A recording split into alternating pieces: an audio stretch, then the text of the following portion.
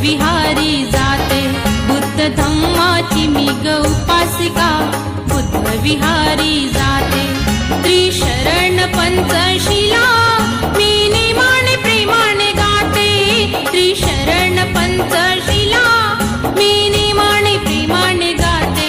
बुद्ध धम्माची मी ग उपासिका, बुद्ध विहारी जाते, बुद्ध धम्माची मी ग उपासिका, बुद्ध विहारी जाते।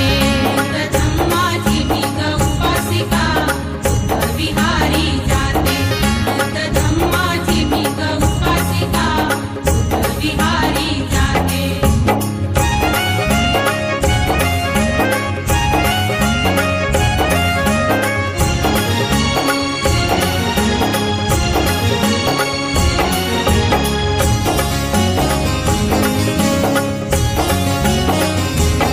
माझ्या अंगणी पिंपळ झाड, झाडा शेजारी पाण्याचा आड, माझ्या अंगणी पिंपळ झाड, झाडा शेजारी पाण्याचा आड। सदा फुले फुले ही त्यात, जाई जुईची होई वाढ, सदा फुले फुले ही त्यात, जाई जुईची होई वाढ। पूजेच्या साठी फुले मी नेते, पूजेच्या साठी फुले मी नेते, तोडून आपल्या हाती। बुद्ध धम्माची मी ग उपासिका, बुद्ध विहारी जाते, बुद्ध धम्माची मी ग उपासिका, बुद्ध विहारी जाते। त्रिशरण पंचशिला मी नेमाने प्रेमाने गाते, त्रिशरण पंचशिला मी नेमाने प्रेमाने गाते। बुद्ध धम्माची मी ग उपासिका, बुद्ध विहारी जाते, बुद्ध धम्माची मी ग उपासिका, बुद्ध विहारी। सर्वांना मैत्रीपूर्ण जय भीम। आपण पाहता R K. Bhatkar YouTube channel. R K. Bhatkar YouTube चॅनलवर आपले सहर्ष स्वागत आहे। असेच आमचे नवनवीन व्हिडिओ आवडल्यास आमच्या चॅनलला लाईक करा, कमेंट करा, शेअर करा आणि सबस्क्राईब करायला विसरू नका। सर्वांना मैत्रीपूर्ण जय भीम। परेड सावधान।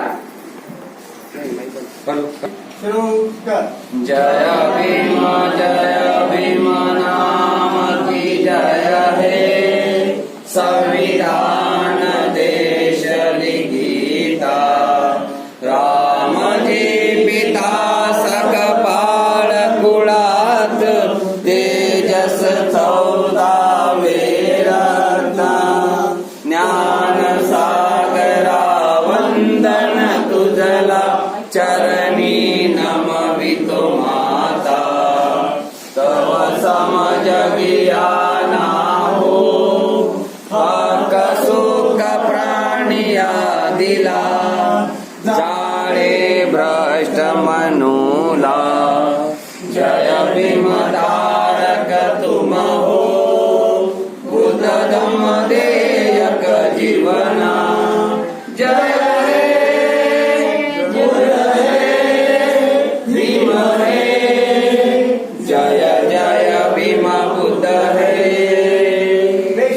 डॉक्टर बाबा साहेब आंबेडकर के जय, विश्वरत्न डॉक्टर बाबा साहेब आंबेडकर के जय, विश्वरत्न डॉक्टर बाबा साहेब आंबेडकर के जय। आणि जगातील प्रथम शास्त्रज्ञ तथागत गौतम बुद्ध, त्यांनी बुद्धाचं तत्वज्ञान देशाच्या पलीकडे 7 समुद्रापलीकडे नेलं। ते महाधर्मप्रचारक चक्रवर्ती राजा सम्राट अशोक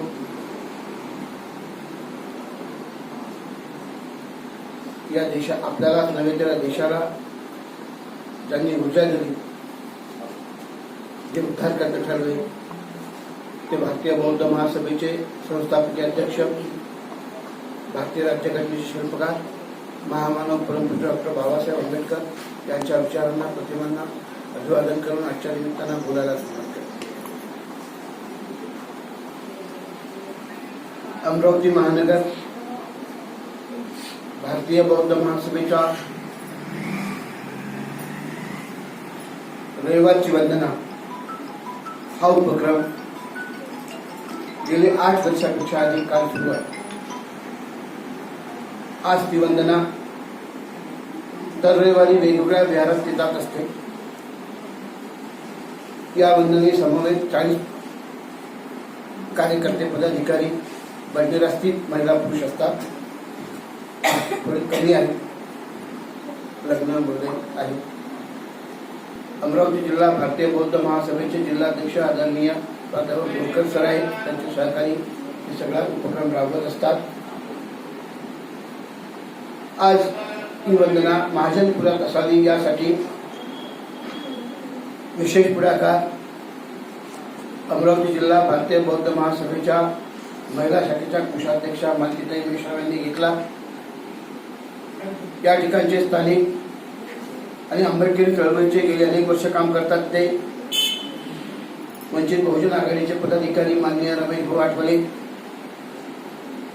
यांनी हे सगळं व्यवस्थापन आणि त्यांचे सर्व सहकारी यांनी हे व्यवस्थापन होत असतो.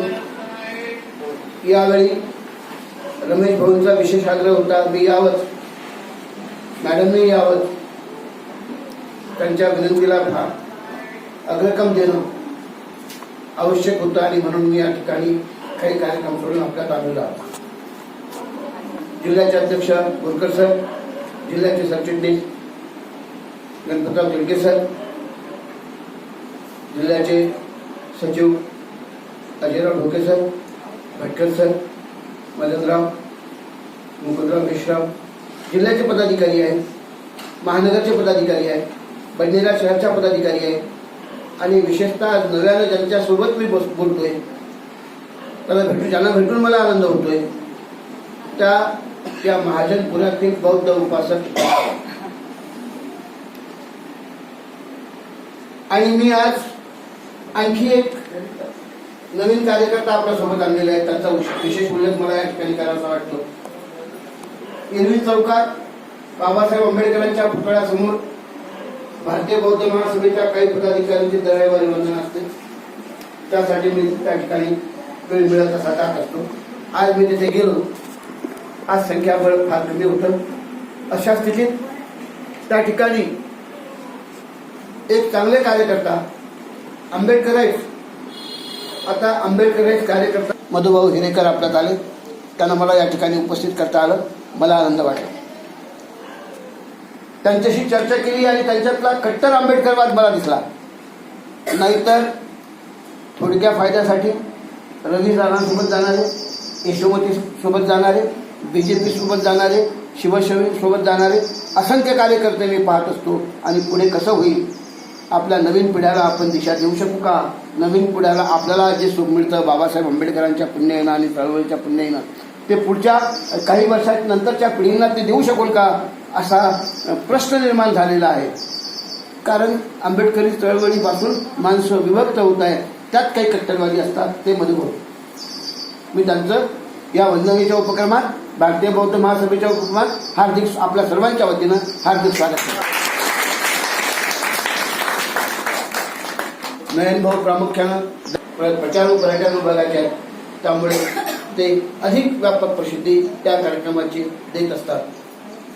तर बंधू आणि भगिनींनो, मित्रांनो, बाबासाहेब आंबेडकरांनी संदेश, आपण बाबासाहेब आंबेडकरांचे बुद्धाचे नाही आहोत. मला निर्देश आपण जसे तसे अनुपालन केले पाहिजेत, अंमलात आणले पाहिजेत. तेव्हा आपण बाबासाहेब आंबेडकरांचे नाही शोभून दिसू. नाहीतर बाबासाहेब आंबेडकरही आम्ही आहेत आमच्या घरात. एका बाजूला बुद्ध आहे, दुसऱ्या बाजूला बाबासाहेब आंबेडकर आहे. मला ज्यांच्या डोक्याचा विकासच झाला नाही, ज्यांच्या मेंदूचा विकासच झालेला नाही, असाही बाबा असेल तर आपण कसे बुद्ध घडवू? आपण तर मग कधी कधी बुद्ध. आपण भगवान बुद्धाच्या बुद्ध जयंतीला बुद्ध, बाबासाहेब आंबेडकरांच्या जयंतीला बुद्ध, महापरिनिर्वाण दिनाला बुद्ध, धम्मचक्र प्रवर्तन दिनाला बुद्ध. मुलीचं लग्न जुळत नाही म्हणून आम्ही बुद्ध, मुलाचं लग्न जुळत नाही म्हणून ओरड करणार. अरे गड्या हो, आम्ही बुद्ध आहोत ना. भलाही आमच्या घरात देवादेवतेचे फोटो असू दे, आम्ही बुद्ध आहोत असं सांगणाऱ्यांची संख्या आहे. म्हणजे आम्ही कधी कधी बुद्ध.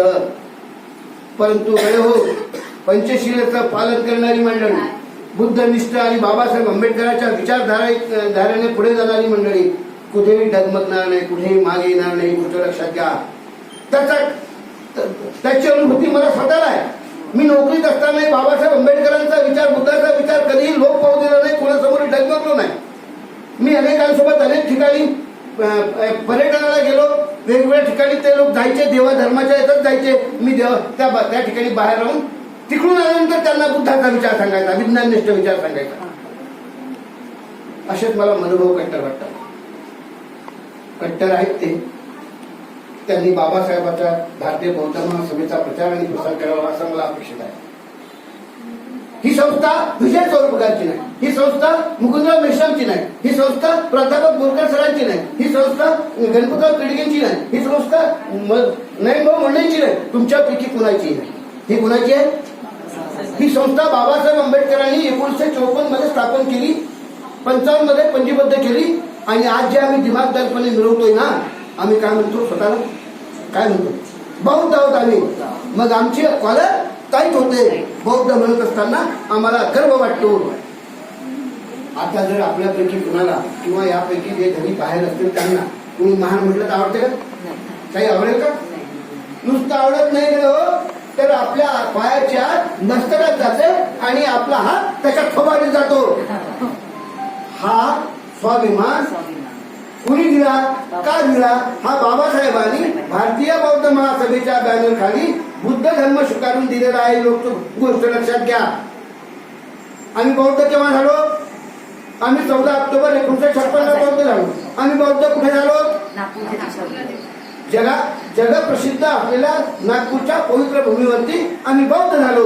आणि आता इकडे कुणी सांगितलंच नाही की आम्ही कोणत्या बॅनर खाली. हे तुम्हाला सांगता आलं पाहिजे.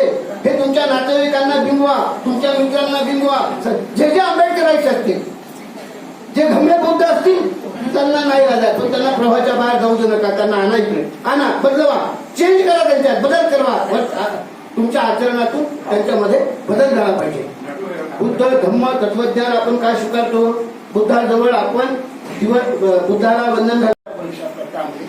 UPSCच्या परीक्षेमध्ये म्हणजे केंद्रीय स्तरावरच्या शासकीय राज्य सरकार म्हणजे अधिकाऱ्यांच्या, उच्च अधिकाऱ्यांच्या, सर्वोच्च अधिकाऱ्यांच्या परीक्षा असतात. त्यामध्ये बौद्धांची पोरं आघाडी घेतात. मला सांगताना आनंद होतोय की बौद्धांची पोरं आता आरक्षण ओलांडून ओपन कॅटेगरीमध्ये येत आहेत. ही गोष्ट आपण लक्षात घेतली पाहिजे.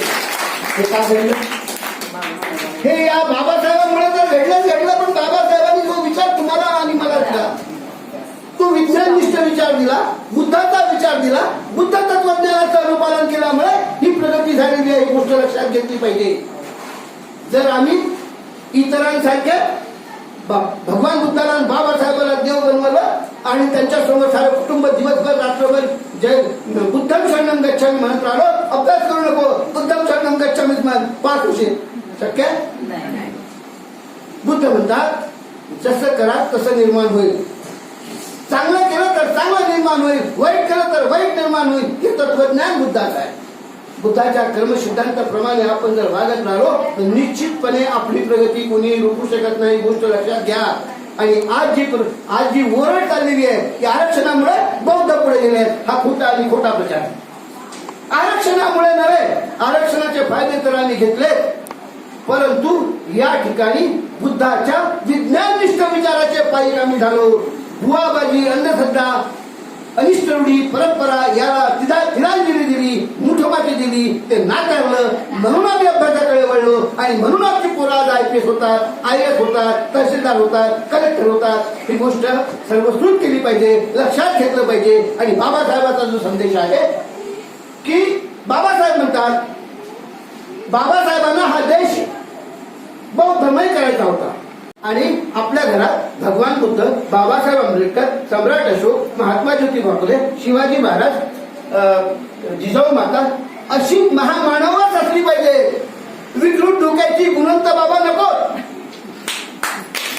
विष्णू बाबा नको. यांना जबरदस्तीनं देव बनवलेला, ते देवच नाही. मुळात गंमत कशी आहे, त्यांच्या मेंदूचा विकासच झालेला नाही आणि मग ते अवलिया झाले. अवलियाला कोणीतरी बाबा बनवलं, ही गोष्ट लक्षात घ्या, स्वतःच्या फायद्यासाठी. मग त्यांचे मोठमोठे मठ बनवले स्वतःच्या फायद्यासाठी. त्याचं व्यवस्थापन कुणातरी देशमुखाकडे आहे, कुणातरी मारवाड्याकडे आहे. याचा जरा अभ्यास करा, अतिशय शांत गतीनं अभ्यास करा, शांततेनं अभ्यास करा की हे जे व्यवस्थापन आहे हे कोण आहे. मग काही आमची मंडळी युक्तिवाद करते, म्हणते गुणवंत बाबा हे आपलं आहे ना. अरे इथं मारवाडी येतात ना, मारवाडी गुणवंत बाबाला पुसून राहिला ना. गळे हो, लक्षात घ्या, हा बुद्धिभेद करण्याचा प्रकार आहे. गुणवंत बाबाला पुढे करून बाबासाहेबांना मागे टाकण्याचा हा प्रकार आहे. ही तुम्ही खपवून घेणार का, हा माझा तुम्हाला प्रश्न आहे. का बुद्धिभेद करण्याचा प्रयत्न चाललेला आहे, करतात आहे.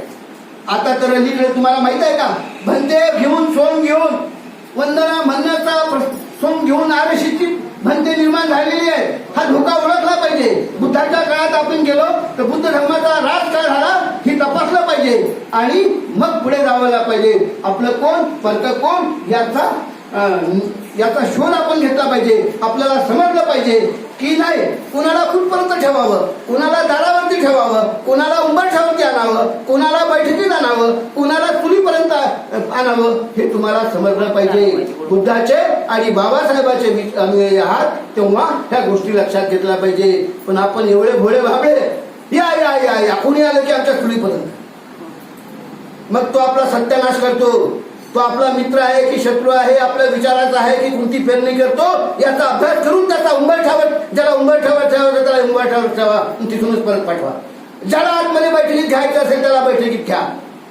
जसं गुणवंत बाबा बुद्ध आणि बाबासाहेबांच्या मध्ये उपस्थित राहू शकत नाही, तसंच या देशातले जे राजकीय पक्ष आहेत ते फक्त आंबेडकराईच पक्ष, राजकीय पक्ष फक्त आंबेडकराईच पक्ष, यांच्या सोबत तुम्हाला मैत्री करता येईल, दोस्ती करता येईल, संबंध ठेवता येतील.